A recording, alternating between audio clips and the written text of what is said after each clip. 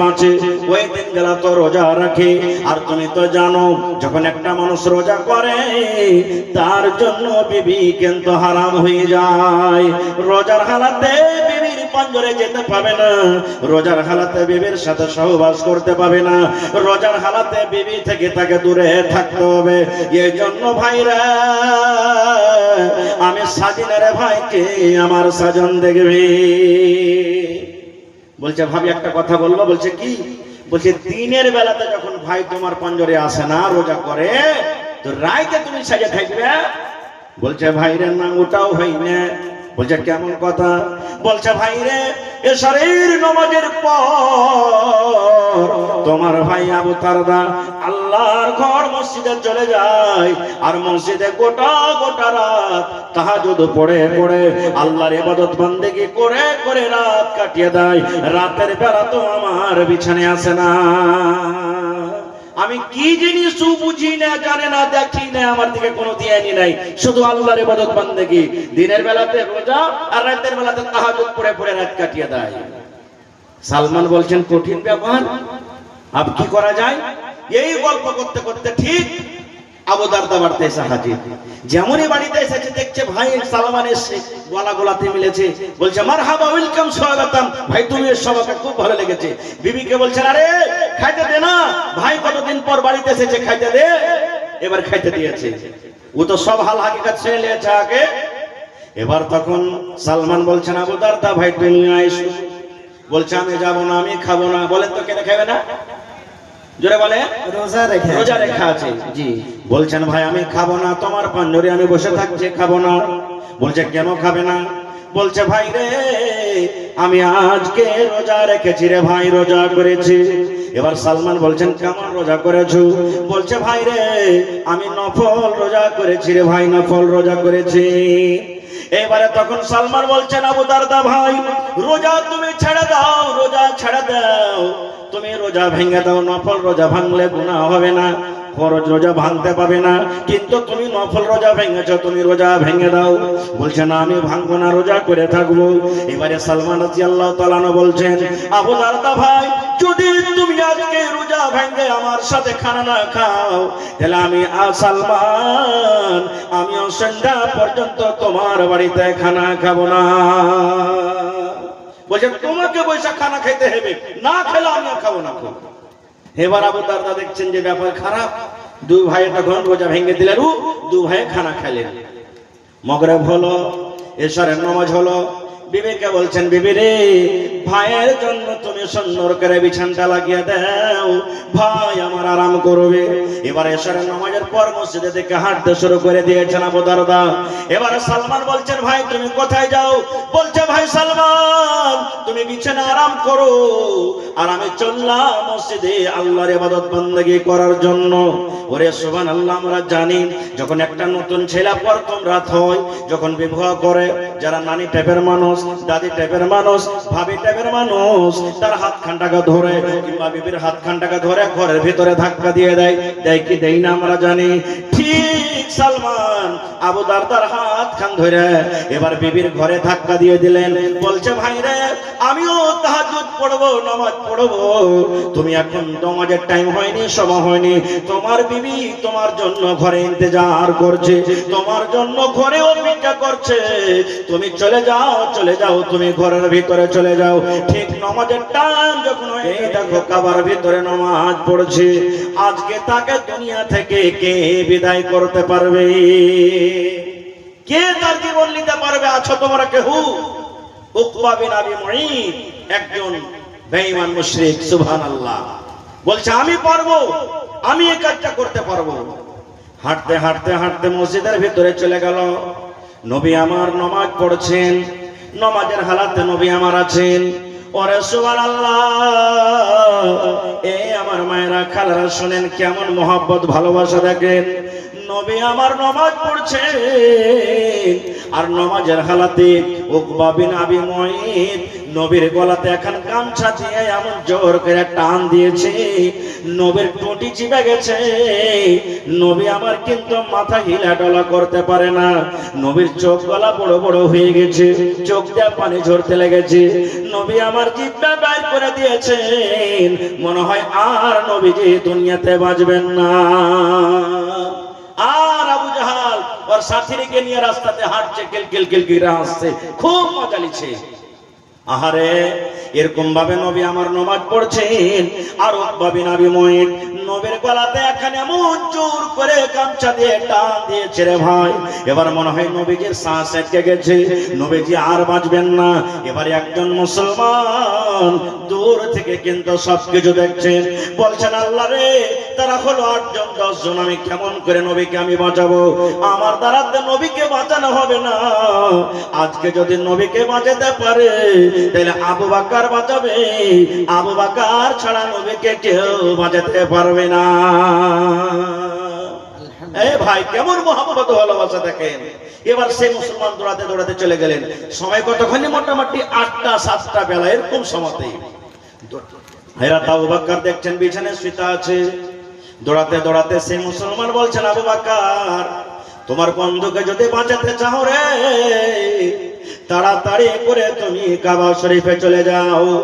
আবু জাহালের ইশারাতে উকবা বিন আবি মুঈত এমন জোর করে নবীর গলাতে বন্ধন দিয়েছে, দাঁড় দিয়েছে, গামছাতে এমন জোর করে টেনে ধরে আছে।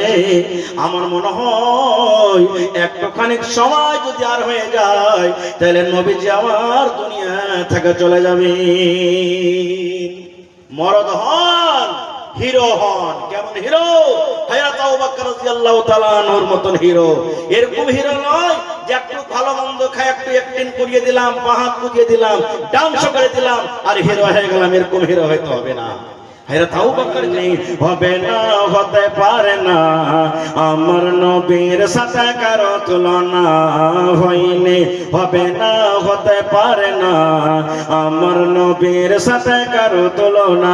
হায়রে তুলনা তো দূরের কথা, ছায়াও মিলে না, হয়নি, হবে না, হতে পারে না, আমার নবীর সাথে কারো তুলনা হয়নি, হবে না, হতে পারে না, আমার নবীর সাথে কারো তুলনা। সকল নবী রাসূল ছিলেন আল্লাহর দিওয়ানা, দু নয়নে দেখবো আল্লাহ ছিল তামান্না। আরে মোর নবীকে ডেকে নিলেন, আরে মোর নবীকে ডেকে নিলেন, দেখবে রব্বানা, হয়নি, হবে না, হতে পারে না, আমার নবীর সাথে কারো তুলনা হয়নি, হবে না, হতে পারে না, আমার নবীর সাথে কারো তুলনা। ইউসুফকে দেখে যারা আঙ্গুল কেটেছে, তারা কি আমার নবীর রূপ দেখেছে? ইউসুফকে দেখে যারা আঙ্গুল কেটেছে, তারা কি আমার নবীর রূপ দেখেছে? আরে দেখতো যদি কেটে দিত, আরে দেখতো যদি কেটে দিত কলিজা খানা, হয়নি, হবে না, হতে পারে না, আমার নবীর সাথে কারো তুলনা হয়নি, হবে না, হতে পারে না, আমার নবীর সাথে কারো তুলনা।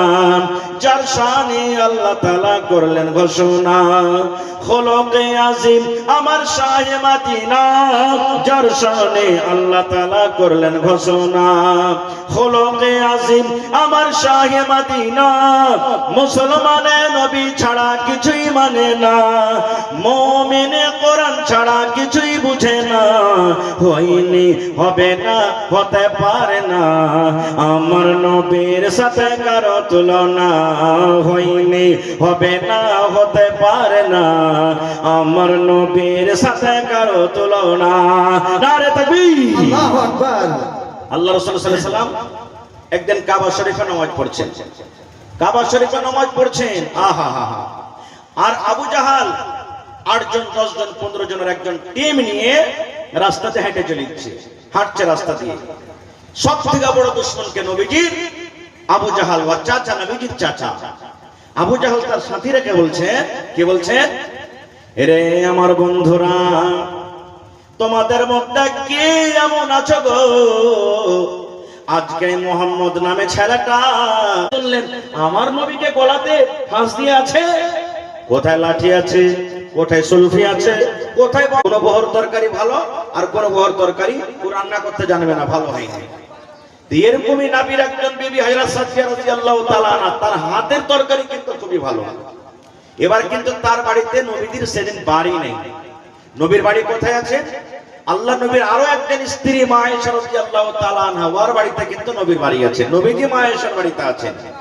এবার নবীজির অন্য বিবি সাফিয়া রাদিয়াল্লাহু তাআলা আনহা ওর দাসীকে ডাকতে বলছেন, এই আল্লাহর বান্দি, আমি নবীর জন্য একটু তরকারি রান্না করেছি, ভালো তরকারি সবজি রান্না করেছি, হয় সবজি হোক, গোশত হোক বা কিছু হোক, তরকারি রান্না করেছি। একটা পেয়ালাতে করে, মাটির পেয়ালাতে করে ওই তরকারি গোশত দিয়ে দাসীটাকে বলছেন, চাকরনিকে, যে যাও নবী মুহাম্মদ সাল্লাল্লাহু আলাইহি সাল্লামকে তুমি দিয়ে এসো। চলে গেলেন দিতে। এবার নবী কোথায় আছেন? নবীজি আরো একজন স্ত্রী মা আয়েশা রাদিয়াল্লাহু তাআলা আনহার বাড়িতে কিন্তু সেদিন বাড়ি, ওখানে আছেন। এবারে নবীজিকে যেমনই দিতে গেলেন সে দাসী, যে হুজুর আপনার জন্য আপনার স্ত্রী সাফিয়া একটু তরকারি দিয়ে পাঠাচ্ছেন, পেয়ালাতে করে গোশত দিয়ে পাঠাচ্ছেন। যেমনই এই কাজ বা এই তরকারি মা আয়েশা রাদিয়াল্লাহু তাআলা আনহা দেখলেন, যারে আমার কাছে আজ নবী থাকবে না, আমার বাড়িতে বাড়ি আছেন, তোর এত বড় সাহস, তুই নবীর জন্য কি দিবি, গোশত দিবি? হাতে এরকম ভাবে মা আয়েশা এমন জোর করে একটা থাবা মারলেন, দাসের হাত থেকে পেয়ালা ছিটে জমিনে পড়ে গেল। যেমনই জমিনে পড়ে গেল, পেয়ালা ভাঙে টুকরো টুকরো হয়ে গেল। সুবহানাল্লাহ। এখানে একটা জিনিস বোঝা গেল যে সতীনের ঝাল কি বুঝতে পারছেন? যার দুটা স্ত্রী বাড়িতে আছে বুঝছেন যে কত ওকে টানা খিচড়ে, কেউ গাঞ্জি ধরে টানবে, তো কেউ পিরন ধরে টানবে, কেউ লুঙ্গি ধরে টানবে, মানে ওর জীবনে শান্তি আসবে না। দুটা তিনটা স্ত্রী করছে, হাদিসে আছে, কোরআনে আছে, করতে হবে, কিন্তু ওই তো হয়তো ইনসাফ পুরুষটা বরাবর করে না, বা স্ত্রী পেয়েছে তো তিনটা পায়নি, যার কারণে এরকম হয়েছে। তো মা আয়েশা রাদিয়াল্লাহু তাআলা আনহা নবীর সামনে ওই দাসীর হাতে এমন করে জোর করে এরকম ভাবে একটা বাড়ি মারলেন, পেয়ালা হাত থেকে পড়ে গেল, টুকরা টুকরা হয়ে গেল। চিনি মাটির পেয়ালা তো, সুবহানাল্লাহ।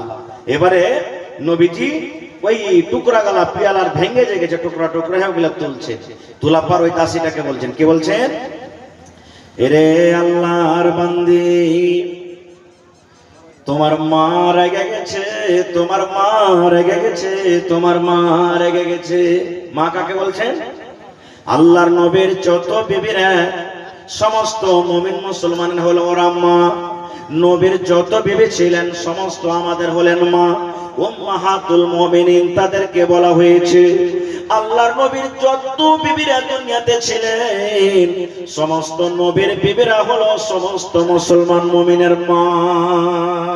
সুবহানাল্লাহ। মা, এই জন্য তো নবী যখন মৃত্যু হন তখন মা আয়েশার বয়স 18 বছর মাত্র।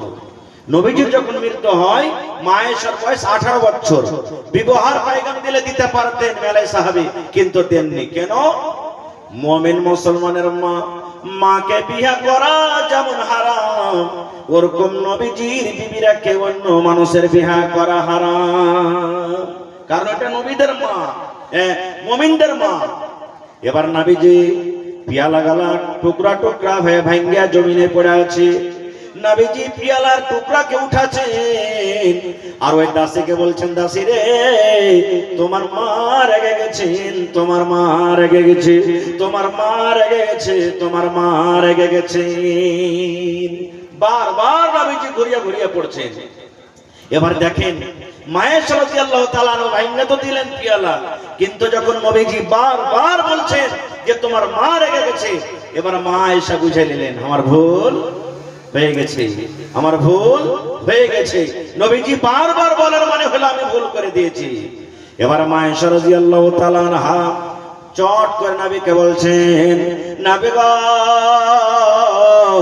আমি ভুল করে দিয়েছি গো নবীজি, আমি পেয়ালা ভেঙে দিয়েছি। আহারে, আপনার জন্য কত আদর করে আপনার অন্য স্ত্রী তরকারি দিয়েছিলেন, কিন্তু নবী গো ভুল হয়েছে, আমি হাতে তার বাড়ি দিয়ে পেয়ারাটাকে ভেঙে দিলাম, তরকারি সমস্ত জমিনে পড়ে গেল। আল্লাহ নবী গো, এই যে আমার দ্বারাতে ভুল হয়ে গেল, আমার দ্বারাতে যে গুনাহটা হয়ে গেল, এই গুনাহ এই ভুল কেমন করে মাফ হবে একটু দয়া করে বলেন। আল্লাহ নবী গো, ভুল হয়ে গেছে, কেমন করে আমার এই ভুলটা মাফ হবে বলেন। আমার নবী যে বলছেন, আয়েশা রে, তোমার এই ভুলটা মাফ হয়ে যাবে রে আয়েশা। প্রথম নম্বর তোমাকে কাজ করতে হবে রে আয়েশা, এই যে তুমি পেয়ালা ভেঙে দিয়েছো, এই পেয়ালার বদলাতে তোমাকে একটা নতুন পেয়ালা কিনে লাগবে। যদি তোমার বাড়িতে নতুন থাকে তুমি তার বদলাতে পেয়ালাটা দিয়ে দাও, আর যদি তোমার না থাকে আয়েশা, এই পেয়ালার বদলাতে তোমাকে একটা পেয়ালা নতুন লাগবে। যদি এটা তুমি করতে পারো তাহলে আল্লাহ রাব্বুল আমিন তোমার এই গুনাহকে মাফ করে দিবেন। এবার মা আয়েশা ঘরের ভিতরে গেলেন, ওই মতো সুন্দর একটা পেয়ালা নিয়েছে, ওই দাসীকে দিয়েছেন, আর বলছেন, দাসী রে যাও যাও যাও, তুমি সাফিয়াকে দিয়ে দিবে। এবার দাসীটা যখন হাঁটতে লাগলো, বলছে, ভাই রে, তোমার ভাই আবু দারদা দিনের বেলাতে রোজা করে থাকে রে ভাই, রোজা করে থাকে, রোজা ছাড়ে না। এক মাস তো রোজা রাখে, আর রোজার মাস যখন পার হয়ে যায়, আরো যে 11 মাস তুমি জাগতে না পারলে আমি তোমাকে জাগিয়ে দেব। সুবহানাল্লাহ, যাও আমি জাগিয়ে দেব। আব কি করবে, ঘরের ভিতরে চলে গেল। স্বামী স্ত্রী গোটা রাত কাটলেন। ঠিক যখন রাত মোটামুটি 1-2 হয়ে গেছে, এবার তাহাজ্জুদের নামাজ পড়তে হবে। এবার সালমান দুয়ারে যা বলছেন, আবু দারদা ভাই, এখন নামাজের টাইম হয়ে গেছে, তুমি উঠে যাও। আবু দারদা উঠলেন, ফরজ গোসল করলেন। ফরজ গোসল করার পর তখন দু ভাই যে নামাজ পড়লেন, নফল নামাজ, তাহাজ্জুদের নামাজ।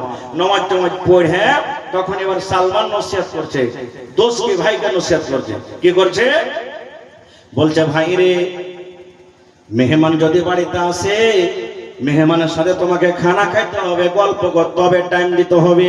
তোমার উপরে তোমার মেহমানের হক রয়েছে। তোমার বাড়িতে যে বেটা বেটি আছে, বেটা বেটিকে আদর করতে হবে, প্যার করতে হবে, মহব্বত করতে হবে। বেটা বেটির হক রয়েছে তোমার উপরে। ও ভাই, ভালোবাসা তোমার বিবি বাড়িতে রয়েছে, এই ভালোবাসা বিবিকে তোমাকে আদর করতে হবে, মহব্বত করতে হবে, তাকে সময় দিতে হবে। তোমার উপরে তোমার বিবির হক রয়েছে। আল্লাহ তোমাকে যে 2টা চোখ দিয়েছে, এই চোখকে আরাম দিতে হবে, এই চোখের হক রয়েছে। এ ভাই, তুমি শুনে নাও, যার যেটা হক আছে তুমি হক আর হককে যদি পৌঁছে দাও, তারপরে যদি আল্লাহর ইবাদত করো, এরকম ইবাদত আল্লাহ রাব্বুল আমিন কবুল করবেন। আর যদি তুমি বেটার হক মেরে দাও, বেটির হক মেরে দাও, চোখকে যদি তুমি আরাম না দাও, বিবির হক তুমি মেরে দাও, তুমি মেহমানের হক মেরে দাও, আর সমস্ত হক মেরে যদি তুমি আল্লাহর হক আদায় করো, এক আল্লাহর ইবাদত বান্দাগি করো, তাহলে এরকম হক আদায় করে তুমি আল্লাহর জান্নাতের ভিতরে যেতে পারবে না। নারে তাকবীর। মুসলমান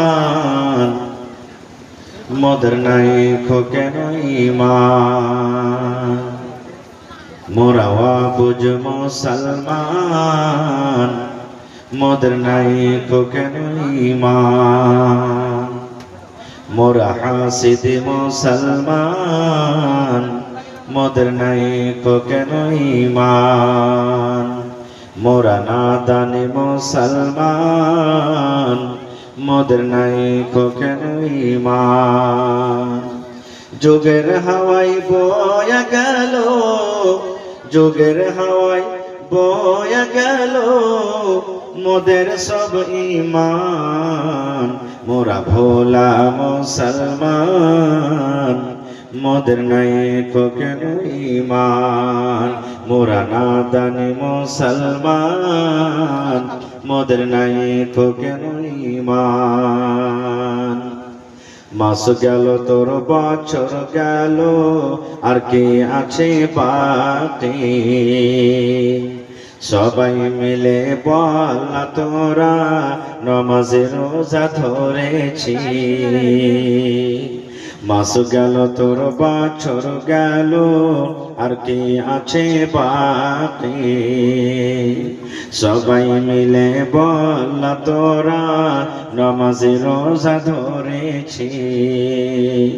যুগের হাওয়ায় ভুলে গেলাম, যুগের হাওয়ায় ভুলে গেলাম মোদের পরে নাম। মোরা নাদানে মুসলমান, মোদের নাই কেন ঈমান। মোরা ভোলা মুসলমান, মোদের নাই কেন ঈমান। নারে তাকবীর। আজকে জলসার যোগ্যতম শ্রদ্ধেয় সভাপতি সাহেব, উপস্থিত উলামায়ে কেরাম, সামনে বসে থাকা ইসলাম দরদি দিন দরদি ভাই ও বাবাজিরা, পর্দানাসীন মায়েরা খালারা, এবং আমার সামনে অনেক চ্যানেলওয়ালা ভাইরা, সমস্ত তারিফ ও গুণগান সে মহান আল্লাহ তাবারক ওয়া তাআলার জন্য, যে মহান আল্লাহ তাবারক ওয়া তাআলা আজকে মোটামুটি রাত 2টা বেজে গেছে, এখন আরামের টাইম। এই আরামকে হারাম করে, নরম বিছানাকে ত্যাগ করে এই পিন্ডালের তলাতে একত্রিত হয়ে বসে কিছু বলার ও শোনার তৌফিক দিয়েছেন। তাই আমরা আল্লাহ তাবারক ওয়া তাআলার প্রশংসা করি। সকলেই পড়েন আলহামদুলিল্লাহ। তারপর আমাদের শেষ নবী হযরত মুহাম্মদুর রাসূলুল্লাহ সাল্লাল্লাহু আলাইহি ওয়াসাল্লামের পর অগণন দরুদ শরীফ শান্তি দরবর্ষিত আমিন। আল্লাহুম্মা সাল্লি আলাইহি আল্লাহুম্মা বারিক আলাইহি। ভাই মুসলমান, মোটামুটি আধা ঘন্টা আমি আপনাদের সামনে আছি। আপনাদের সামনে আমি আল্লাহ তাবারক ওয়া তাআলার পাক পবিত্র কোরআন থেকে এখন আয়াত তেলাওয়াত করেছি, সাথে আল্লাহ নবী মুহাম্মদ সাল্লাল্লাহু আলাইহি সাল্লামের একটা হাদিস পড়েছি। আয়াত এবং হাদিসকে সামনে রেখে আমি আমার বক্তব্য ইতি করব। আমা তাওফীক ইল্লা বিল্লাহ। আল্লাহর কাছে দোয়া করি রব্বুল আলামিন আমি যা কিছু বলবো যেন সহিহ হাদিস এবং কোরআন থেকে বলতে পারি এবং সাথে শোনার পর আমরা আমল করতে পারি, তার জন্য আল্লাহ আমাদেরকে তৌফিক দেন। আল্লাহুম্মা আমিন। আল্লাহুম্মা আমিন। ভাই মুসলমান, আজকে যতটি লোক আছেন, মায়েরা খালারা আছেন, এটা মনে করেন যে আমরা মাওলানার মুখ থেকে কিছু দামি জিনিস শোনার পর আমল করব, নিয়ে যাব সাথে ইনশাআল্লাহ। ইনশাআল্লাহুল আজিজ। আমি প্রথম প্রশ্ন আপনাদেরকে করি, আমরা কোন নবীর উম্মত ভাই বলেন তো আপনারা? জনাবে মুহাম্মদ রাসূলুল্লাহ সাল্লাল্লাহু আলাইহি ওয়াসাল্লাম, নবী মুহাম্মদ সাল্লাল্লাহু আলাইহি ওয়াসাল্লামের উম্মত। আর এটা প্রত্যেক মুসলমানকে জানা ফরজ এবং তাকে মানাও ফরজ, যত মুসলমান নর নারী আছে। কারণ আমি আপনি যেদিন মরে যাব, যেদিন কাফন দাফন করে জানাজা পড়ে যখন কবরে দাফন করবে, দাফন করতে না করতে আল্লাহ রাব্বুল আলামিনের পক্ষ থেকে ফেরেশতা আসবে, আর আসার পর 3টা প্রশ্ন করবেন। তার মধ্যে একটা প্রশ্ন হবে মান নবিয়ুকা, তোমার নবীর নাম কি? এই জন্য প্রত্যেক মুসলমানকে শেষ নবী মুহাম্মদ সাল্লাল্লাহু আলাইহি ওয়াসাল্লামের নাম এবং নাম জানা ফরজ, এবং তার ব্যাপারও জানা ফরজ, এবং তাকে মানাটাও ফরজ।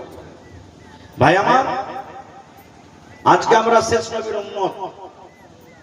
মেলাই মানুষ আমরা দুনিয়ার যত বড় বড় লোক আছেন তাদের ব্যাপারে জানছি, কিন্তু নবীর ব্যাপারে আমরা সব কথা জানতে পারি না, আর জানার আমরা চেষ্টাও করি না, মানা তো দূরের কথা। ভাই মুসলমান, আপনি নামাজ পড়ছেন, রোজা করছেন, হজ করছেন, যাকাত দিচ্ছেন, পর্দা করছেন, রোজা রাখছেন, দুনিয়ার সমস্ত ইবাদত বন্দেগী করছেন, কিন্তু নবী মুহাম্মদ সাল্লাল্লাহু আলাইহি সাল্লামের তরিকা মতন যদি না হয়, তাহলে সেই ইবাদত কি কবুল হবে? জোরে বলেন আপনারা, কবুল হবে? কখনো কবুল হবে না। এই জন্য নবী মুহাম্মদ সাল্লাল্লাহু আলাইহি সাল্লামের প্রতি মুহাব্বত ভালোবাসা আমাদেরকে দেখাতে হবে।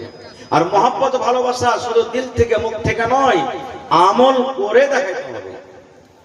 চাহে লেনদেনের ব্যাপারে হোক, চাহে আপনার কিনা বেচার ব্যাপারে হোক, বিচার পঞ্চায়েতে হোক, স্বামী স্ত্রীর মুহাব্বত হোক, ভাই ভাইয়ের ভালোবাসা হোক, জমিন কিনা বেচা হোক, বিজনেস হোক, দুনিয়ার যে কোনো জিনিস হোক, আমাদেরকে করতে গেলে নবী মুহাম্মদ সাল্লাল্লাহু আলাইহি সাল্লামের তরিকা মতনই আমাদেরকে করতে হবে।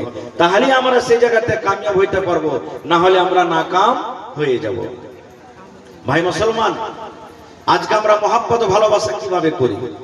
একটা হাদিস আপনাদের সামনে তুলছি যে সাহাবায়ে কেরাম নবী মুহাম্মদ সাল্লাল্লাহু আলাইহি সাল্লামকে কিভাবে ভালোবাসতেন এবং আল্লাহ রাসূল সাল্লাল্লাহু আলাইহি সাল্লাম সাহাবায়ে কেরামের সাথে কি ব্যবহার দেখাতেন। সাহাবায়ে কেরাম কেমন করে জানতে পারতেন যে পুরুষ হোক কিংবা সাহাবিয়াত মহিলারা হোক, তারা কিভাবে জানতে পারতেন যে নবী আমাদের প্রতি রাজি আছেন কি নারাজ হয়ে গেছেন? যেমন একটা আপনাদের সামনে হাদিস বলছি, হাদিস সহিহ বুখারী শরীফের হাদিস। আল্লাহ রাসূল সাল্লাল্লাহু আলাইহি সাল্লামের 11 জন স্ত্রী ছিলেন। 11 জন স্ত্রী, এটা নবীর জন্য খাস। আর নবীজি প্রত্যেক বিবিদের কাছে বাড়ি বাড়িতে যেতেন, বাড়ি বাড়িতে যেতেন। আজ ওইটা বিবির বাড়িতে, আজ কাল ওইটা বিবির বাড়িতে, পরশু ওইটা বিবির বাড়িতে, এরকম ভাবে ভাগ ভাগ ভাগ ভাগ করে নবীজি যেতেন। একদিনকার ঘটনা, আল্লাহ নবী সাল্লাল্লাহু আলাইহি সাল্লামের যতটা স্ত্রী ছিলেন, ওই স্ত্রীদের মধ্যে একজন স্ত্রী যার নাম হলো সাফিয়া রাদিয়াল্লাহু তাআলা আনহা। ইয়ার হাতের রান্না বান্না, ইয়ার হাতের তরকারি, ইয়ার হাতের সালন কিন্তু খুবই মিঠে। এক একটা মায়ের লোক দেখবেন তরকারি রান্না করবে তো খুব মিঠে। আপনার বাড়িতে 5টা বউ আছে তো 5টা বউ তরকারি রান্নাবে তো কি একই রকম হবে? এবার নবী আমার বললেন, হে আল্লাহর বান্দি রে, খবরদার তুমি সাফিয়াকে ঘটনাটা বলিও না। খবরদার খবরদার তুমি সাফিয়াকে কথা বলিও না যে আয়েশা আমার হাতে বাড়ি দিয়ে পেয়ালা ভেঙে দিয়েছে এবং তার বদলতে অন্য একটা পেয়ালা দিয়েছেন। নারে তাকবীর, আল্লাহু আকবার। তাহলে বোঝা গেল কি যে আয়েশা রাদিয়াল্লাহু তাআলা আনহা নিজের ভুলটাকে মানলেন, নবীর কথা মানলেন। এটা হলো কি নবীর প্রতি মহব্বত ভালোবাসা। আর একটু আগে চলেন, আল্লাহ রাসূল একদিন বসে আছেন আর আল্লাহ নবীর স্ত্রী সাফিয়া রাদিয়াল্লাহু তাআলা আনহা সাইজে নাটা। এক একটা মানুষ নেই খুব লম্বা, এক একটা মানুষ নাটা, এক একটা মানুষ মোটা, এক একটা মানুষ পাতলা, এক একটা মানুষ ধলো, এক একটা মানুষ কালো। মেলা রকম মানুষ দুনিয়াতে আছে। জি, আল্লাহ রাসূল বসে আছেন আর মা আয়েশা রাদিয়াল্লাহু তাআলা আনহা গল্প করছেন বসে আছেন। আর আল্লাহ নবীর একজন স্ত্রী সাফিয়া রাদিয়াল্লাহু তাআলা আনহা কোন কামে নবীর কাছে আসছেন, কিন্তু একটু সাইজে খাটো ছোট। এবার মা আয়েশা কি বলছেন নবীকে, নবীজি এই দেখেন আপনার স্ত্রী নাটিকে দেখেন, দেখেন নাটিকে দেখেন, আপনার কাছে চলে আসছে। শুধু এই কথাটা বললেন, নবীজি এই আপনার স্ত্রীকে দেখেন, নাটিকে দেখেন, আপনার কাছে চলে আসছে। ওরে সুবহানাল্লাহ, নবীজি যেমন শুনলেন শুধু কথাটা যে আমার একটা বিবি আরেকটা বিবিকে বলছেন যে নাটি চলে আসছে।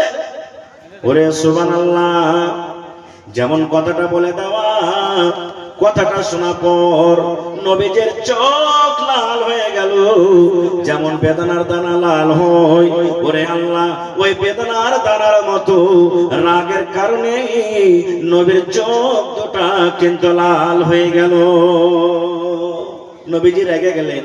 রাগা পর আয়েশাকে বলছেন, কি বলছেন, ও আয়েশা তুমি একটা লোককে নাটা বলেছো রে আয়েশা, এটা বলা তোমার ঠিক হয়নি। যারা নাটা ওরাও আল্লাহর তৈরি, যারা লম্বা ওরাও আল্লাহর তৈরি, যারা কালো ওরাও আল্লাহর তৈরি, যারা ধরো ওরাও আল্লাহর তৈরি, যারা মোটা ওরাও আল্লাহর তৈরি, যারা পাতলা ওরাও আল্লাহর তৈরি। আয়েশা রে, তুমি একটা লোককে এমন কষ্টদায়ক কথা বলেছো, তুমি একটা লোককে এমন ঘৃণা কথা বলেছো, তোমার এই নাটা পাঁঠা কথাটা ধরে যদি একটা সমুদ্রে ছেড়ে দেওয়া হয়, যদি একটা পুকুরে ছেড়ে দেওয়া হয়, আয়েশা রে, গোটা সমুদ্রের পানি নোংরা হয়ে যাবে, গোটা সমুদ্রের পানি দুর্গন্ধ হয়ে যাবে। দুর্গন্ধর কারণে সমুদ্রের পানি পান করা যাবে না। আয়েশা, তুমি একটা লোককে নাটা এবং বাটা বলেছো, এই নাটা এবং বাটা কথাটা যদি সমুদ্রে ছেড়ে দেওয়া হয়, গোটা সমুদ্রের পানি কি হবে, দুর্গন্ধ হয়ে যাবে, সমুদ্রের পানি পান করা যাবে না। এবার আপনি বলেন, যদি শুধু নাটা এবং বাটা কথাটা বলাতে যদি এত অপরাধ হয়, তাহলে চার দোকানে বসে আমরা কি করছি? ওটা মুরবিতে এরকম, ওটা মরতে এরকম, ওটা হাজিতে এরকম, আবে ও নামাজ পড়ছে দাড়ি দেওয়ার থেকে আমি ভালো আছি। একদিন চলছে না, চলে নাকলে জোরে বলেন চলছে? জি একদম। আল্লাহ রাসূল বলেছেন, দুটা জিনিসের যারা গ্যারান্টার হয়ে যাবে, দুটা জিনিসের যারা জামিন হয়ে যাবে, কিয়ামতের দিন নবী বলেছেন ওই লোকটাকে আল্লাহ রাব্বুল আমিনের দরবারে আমি সুপারিশ করে আল্লাহ রাব্বুল আমিন তাদেরকে জান্নাত দিবেন। আমি সেই দিন সুপারিশ করব, গ্যারান্টার হয়ে যাব। দুটা জিনিসের যারা দুনিয়াতে গ্যারান্টার হয়ে যাবে, দুটা জিনিসের যারা জামিন হয়ে যাবে, নবীজি এক নম্বরে বলেছেন জিভা। এই জিভাকে দেখে নবী বলেছেন এই মুখের ভিতরে যে জিভাটা আছে এই জিভার যে হেফাজত করবে, অপরের গীবত করবে না, অপরের ইজ্জতকে মার্ডার করবে না। এবং নবীজি দুই নম্বরে বলেছেন দুই জান দু পার মধ্যখানে যে সারাঙ্গা, বেটা ছেলা হোক বেটি ছেলা হোক, এই দুটা জিনিসের যারা জামিন হয়ে যাবে, যারা হেফাজত করতে পারবে দুনিয়াতে, নবী বলেছেন কিয়ামতের দিন ওই লোক নর হোক কিংবা নারী হোক ওরা আল্লাহর জান্নাতের ভিতরে চলে যাবে, আল্লাহর জান্নাতের ভিতরে চলে যাবে। এই জন্য ভাই আমাদেরকে সব সময় নবী মুহাম্মদ সাল্লাল্লাহু আলাইহি ওয়াসাল্লামের মহব্বত ভালোবাসা হিসাবে চলতে হবে। একটা সহিহ হাদিস আপনাদের সামনে বলছি। আল্লাহ রাসূল সাল্লাল্লাহু আলাইহি ওয়াসাল্লাম যখন মক্কা থেকে হিজরত করে মদিনা চলে গেলেন তখন ভাই বানিয়ে দিলেন। কাকে? মক্কার মুসলমান আনসারীরাকে, আর মক্কার মুহাজির মুসলমানরাকে, আর মদিনার আনসারী মুসলমানরাকে ভাই বানিয়ে দিলে। এরা বাড়ি ঘর ছেড়ে এসেছে, বিবি বাচ্চা ছেড়ে এসেছে, এরা হলো তোমাদের ভাই। সব মুসলমানের কথা বলবো না, একটা মুসলমানের কথা বলবো। সালমান রাদিয়াল্লাহু তাআলা আনহু একজন সাহাবী, আর আবু দারদা রাদিয়াল্লাহু তাআলা আনহু একজন সাহাবী। এরাকে দুটো নবী ভাই বানিয়ে দিলেন। তোমরা মায়ের পেটের মতন ভাই, নাম মনে রাখবেন, একটা সালমান আর একটা আবু দারদা রাদিয়াল্লাহু তাআলা আনহু ভাই বানিয়ে দিলেন। কিছুদিন পর সালমান রাদিয়াল্লাহু তাআলা আনহু ভাইয়ের বাড়ি বাড়িতে গেছেন। যেমন আমরা যাই না, চল রে চাচার বাড়ি বাড়িতে যাই, নানার বাড়িতে যাই, শ্বশুর বাড়িতে যাই, ভাইয়ের বাড়িতে যাই। তো সালমান বলছেন যে আমার ভাই আবু দারদাকে মেলা দিন থেকে দেখাশোনা হয়নি, আজ বেড়াতে যাবো ওর বাড়ি। চলে গেলেন বেড়াইতে। কখন গেলেন? দিনের বেলাতে বাড়িতে গেলেন, চলে গেলেন। এবার বাড়িতে ঢোকা পর বসতে দিলেন। এবার জিজ্ঞাসা করছেন ওর ভাবিকে যে ভাবি ভাই বাড়িতে নাই, আবু দারদা নাই? বলছে না রে ভাই, তোমার ভাই বাড়িতে নেই। বলছে কোথায় গেছে? বলছে এদিক ওদিক কোনো কামে কাজে গেছে, তুমি বসে চলে আসছে। ঠিক কিছুক্ষণ পর ও আসার আগে এবারে তখন সালমান ওর ভাবিকে বলছেন ভাবি একটা কথা জিজ্ঞাসা করব। বলছে কি রে ভাই? বলছে ভাবি জান কি ব্যাপারটা, তোমার শরীরের অবস্থা কোন এরকম, ভালো করে শুনবেন। বলছে কেমন রে ভাই? বলছে ভাবি জান তোমার মাথাতে কতদিন থেকে চিরুনি হয়নি, চুলগুলা কেন উস্কো খুস্কো হয়ে আছে, তোমার কাপড়টা পুরানো হয়ে আছে, কালো ঝালো হয়ে আছে, তুমি সুন্দর করে মেকআপ করে নাও, তোমার শরীরটা কেন চিকন হয়ে নাই, কাপড় গালা আলো ঝালো হয়ে আছে, মাথার চুল গালা উস্কো খুস্কো হয়ে আছে, কি ব্যাপার ভাবি জান তুমি সুন্দর হয়ে কেন সাজন কুজন হয়ে থাকো না? ভাবিকে বলছেন কি ব্যাপার ভাবি, তুমি দেখছি মাথার চুল গলা আইলা ঝেলা হয়ে আছে, কাপড় গলা কালো পুরানো ধরনা হয়ে আছে, আরে নতুন কাপড় টাপড় পিন্ডার চিকচাকন হয়ে মেকআপ টেকআপ করে থাকবে। এবার ভাবি বলছেন কাকে? সালমানকে, দেওরকে বলছেন কার জন্য সাজবো রে ভাই? কি বলছেন কথাটা দেখেন, কার জন্য সাজবো রে ভাই? কে আমার সাজন দেখবে? কার জন্য আমি সাজন সাজবো? সালমান বলছেন কার জন্য সাজবো? মানে ভাইয়ের জন্য তুমি সাজবে, ভাইয়ের জন্য তুমি সাজবে। মায়েরা খালার একটা কথা এখানে জেনে রাখেন, আমার এই বর্তমান জামানার মায়েরা খালারা কার জন্য সাজবে?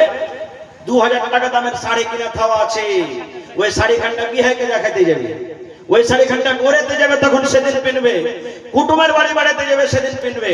আর যে ওকে টাকা খরচ করে 2000 টাকাতে শাড়ি কিনে দিয়েছে ওর সামনে ওই কালো ঝলকনটা পিনে থাকে, বুঝছে না? হয় না?